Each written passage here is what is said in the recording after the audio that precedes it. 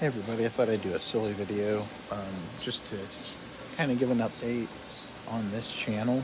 Um, Basically, the intent of the channel, in case anybody was wondering, is currently I have two tanks. One of them is a 65-gallon tank. Um, that's sort of my display tank, but it was also my first and kind of training tank. It's all hang on back because there's no sump. Now, um, I also have what's it, a 22-gallon Tide line all-in-one.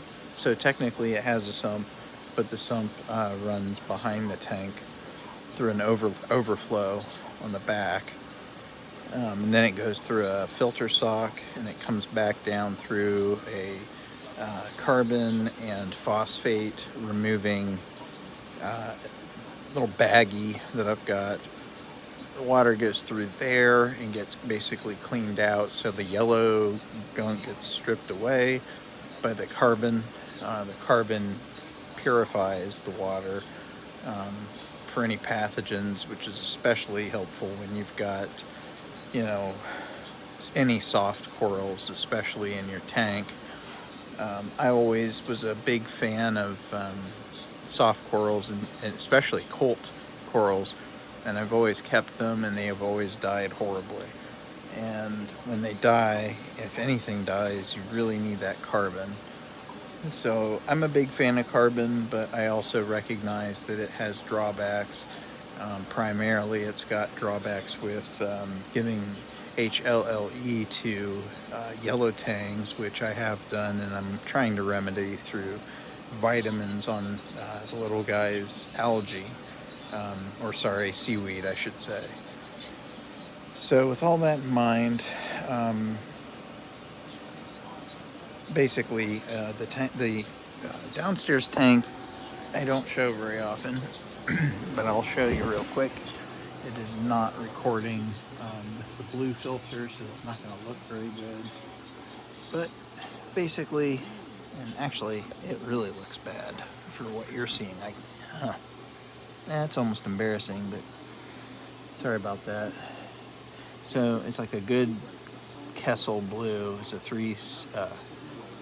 is that? What do they call those? 350X or something? One of the newer ones. I run it mostly blue. I'll switch it up to white so it kind of looks better for you guys, I'm sure, with this without a lens filter. Yeah. Some Gorgonians, some kind of not so great Zoas, little frag babies of my Acan Echinata and one of my chocolate stars. Mostly all bubble tip anemones. There's some orange sponge that has those little tubes growing up. This tank is kind of tricky. I actually much prefer the bigger tank upstairs. It's a little bit too finicky.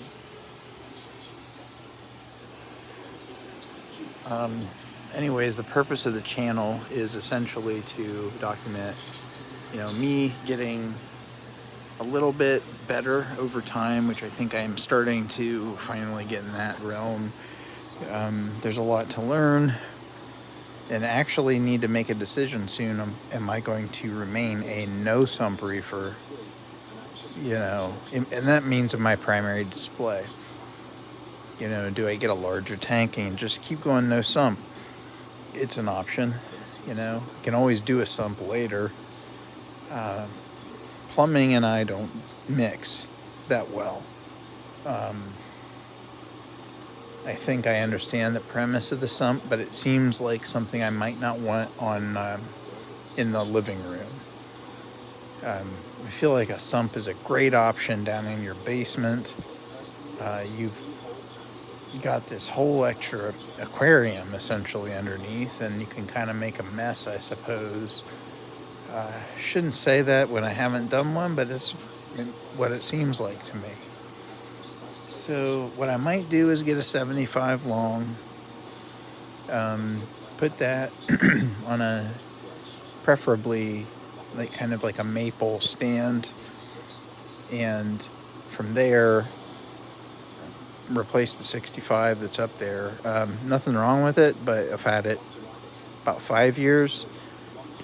You know, it could last 20 years, but the thing is, you kind of want to beat those odds when you're dealing with aquariums, because aquariums are really, you know, if you wait and risk it, the chance goes up every day. So you find where you're comfortable, and then that's when you switch your equipment.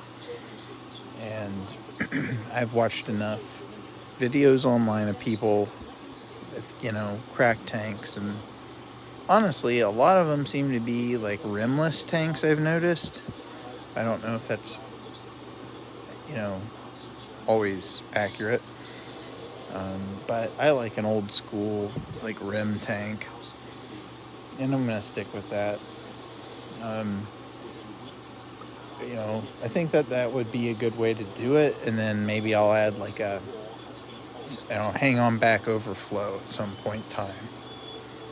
Could do that when, you know, kind of baby step my way into sump, then drill a tank next. But I feel like it's intimidating when you're not good at plumbing, or you've done bad things with plumbing like I have. You can ask me about it and I'll talk about it another time. But anyhow, the tank itself upstairs is doing really well. Might be able to catch it, might not. Let's see. I'm going to stop this video and I'm going to start another one for the upstairs tank. Thanks for listening. I'm Brian from Ohio, and, you know, maybe some of you I know, some of you I don't. Thanks for joining and watching. Yeah, this is just a rambling kind of place, though. There's no, don't expect to be learning like from Ryan, or, you know, from BRS or one of the other guys. You know, I watched him probably the most of any of them, at least in the past. And I really haven't watched any other things for a while.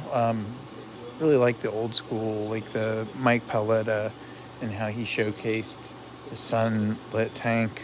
That's what I want to see more of in this hobby, is like people doing things different ways. And how cool is that, you know, using softies in a sunlit room. I mean, they're outgrowing his tank. That's amazing. So Paletta, and shout out to Jake. Did listen to him too, and that's very sad. That's about it for tonight. Then I'll switch upstairs.